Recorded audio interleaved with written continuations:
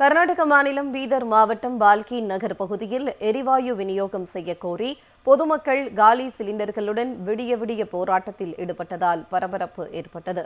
பால்கி தாலுகா மற்றும் அதனை சுற்றியுள்ள பகுதிகளில் சமையல் எரிவாயு தட்டுப்பாடு நிலவுவதாக கூறப்படுகிறது.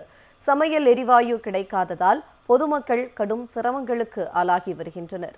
இந்நிலையில் அப்பகுதியைச் சேர்ந்த பொதுமக்கள் காலி சிலிண்டர்களுடன் அங்குள்ள பாரத் கேஸ் ஏஜென்சி முன்பு 1 கிலோமீட்டர் தூரத்திற்கு வரிசையில் காத்து கிடக்கின்றனர்.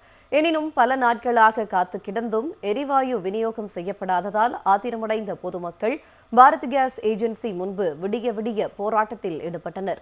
முன்பதிவு செய்து பல நாட்களாகியும் எரிவாயு சிலிண்டர்கள் வழங்கப்படவில்லை என்றும் மாறாக கள்ளச்சந்தையில் விற்பனை செய்யப்படுவதாகவும் போராட்டத்தில் ஈடுபட்ட பொதுமக்கள் குற்றம் சாட்டினர்.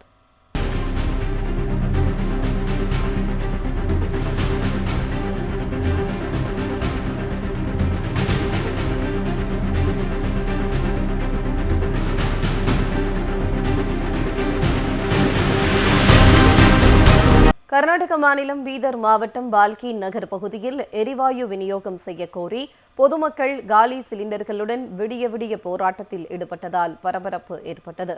பால்கி தாலுகா மற்றும் அதனை சுற்றியுள்ள பகுதிகளில் சமையல் எரிவாயு தட்டுப்பாடு நிலவுவதாக கூறப்படுகிறது. சமையல் எரிவாயு கிடைக்காததால் பொதுமக்கள் கடும் சிரமங்களுக்கு ஆளாகி வருகின்றனர். இந்நிலையில் அப்பகுதியைச் சேர்ந்த பொதுமக்கள் காலி சிலிண்டர்களுடன் அங்குள்ள பாரத் கேஸ் ஏஜென்சி முன்பு 1 கிலோமீட்டர் தூரத்திற்கு வரிசையில் காத்து கிடக்கின்றனர்.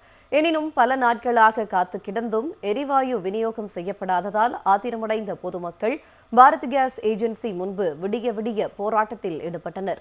முன்பதிவு செய்து பல நாட்களாகியும் எரிவாயு சிலிண்டர்கள் வழங்கப்படவில்லை என்றும் மாறாக கள்ளச்சந்தையில் விற்பனை செய்யப்படுவதாகவும் போராட்டத்தில் ஈடுபட்ட பொதுமக்கள் குற்றம் சாட்டினர்.